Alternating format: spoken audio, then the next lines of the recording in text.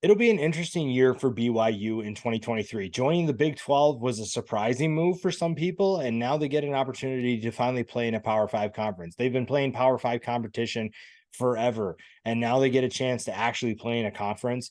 It'll be weird, I'm not going to lie, to see them not be an independent team, but the Big 12 will provide them with interesting challenges, and we'll see what that means for this team in 2023. We'll talk about 10 players that'll have the biggest impact on this team this year, and we'll start with a wide receiver that has the potential to take a step forward and maybe be a go-to player. With a new quarterback coming in, Chase Roberts could be that big target they need.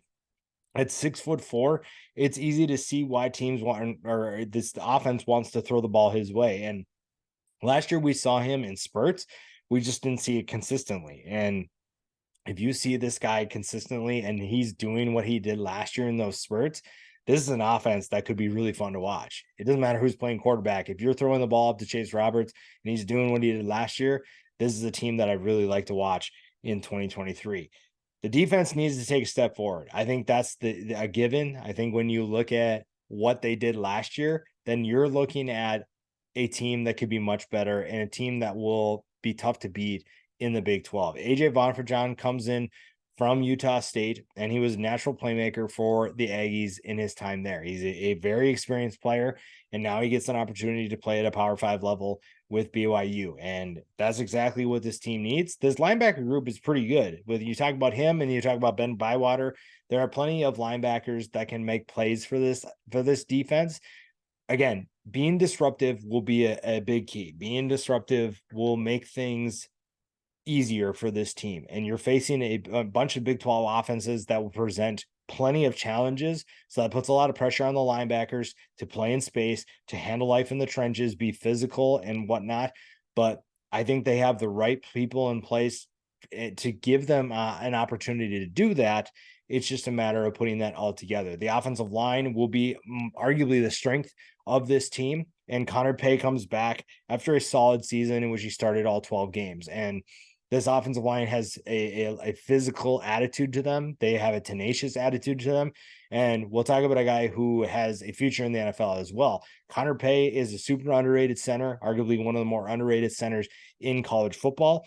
And his experience with 33 games under his belt is something that a lot of teams don't have. And his ability to get this new quarterback up to speed, and we'll talk about that quarterback in a little bit, his ability to help in that regard might have a big impact, a bigger impact than we're expecting on this offense. It also will open things up for the rushing attack. And when you bring in a talent like Aiden Robbins, you expect to be physical. At 6'3", 230 pounds, it's going to be tough to miss Aiden Robbins on the football field. He is a physical runner, and obviously his size stands out, but he is someone that I think could have a big year in 2023. He gets to return to the Power 5 level. He transferred from Louisville to UNLV, and now he's back in the Power 5 level with BYU, and his ability to run the football efficiently will help this offense quite a bit. And it just comes down to really what the passing attack can do. Cody Epps is a master route runner at times in the slot, and someone who can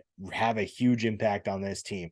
If he does what I think he can do, we're talking about 1,000 yards. We're talking about all Big 12. You're talking about a guy who's an absolute menace and someone who could be a nightmare to guard for the entire season. He'll be fun to watch. He has a potential big role in this offense. And really, I think the offense is going to be the group that this team maybe relies on. This team expects bigger things. And then it comes down to what the defense can do. And we talked about a couple linebackers before. Max Tooley is also back at linebacker. So again, linebacker, probably the strength of this defense. But you still need to find ways to be better than you were last year. I think a lot of people expected this BYU team to be a tough group, and they still probably expect that in 2023. It's just that we didn't see that consistently last year. So what do they do to make themselves better, and how do they help an offense that has the potential to be really explosive? Keanu Hill comes back at wide receiver, a potential. Again, I like what we see with this offense. with the wide receivers in Keanu Hill, Cody Epps. You add Isaac Rex at tight end. This is a group that has a lot of talent. It's just a matter of putting it together and then hoping that your defense can take a step forward too. Keanu Hill is a big target as well, someone who can be a nice threat, a nice vertical threat for this offense. And that helps out a guy like Keaton Slovis. Now, if Keaton Slovis returns to his 2019 form, BYU's offense will be one of the best in college football. I think people forget because obviously the Pitt experience didn't go well and injuries kind of limited him and maybe ruined his confidence.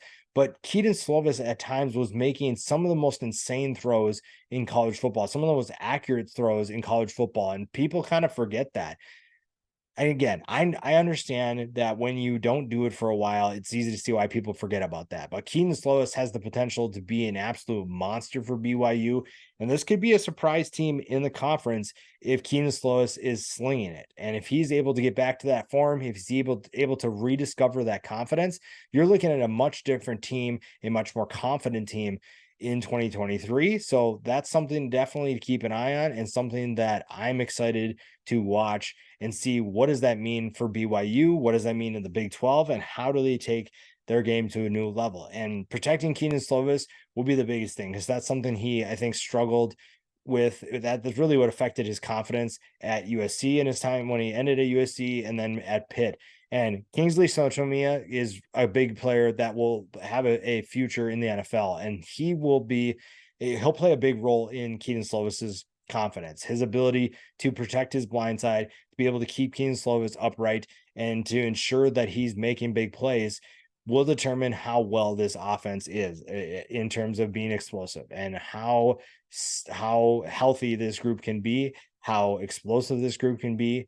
And that'll be a big thing. BYU is still facing big challenges with a now Power 5 schedule. You're no longer on that independent schedule, although it was a very difficult schedule.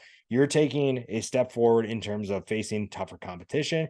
What does that mean for you? And how do you make sure that you have a bright future? And what does that mean in year one of the Big 12? I like the potential here. There obviously are some questions, but this is still a group that expects big things in 2023, and there's certain players that will make that happen.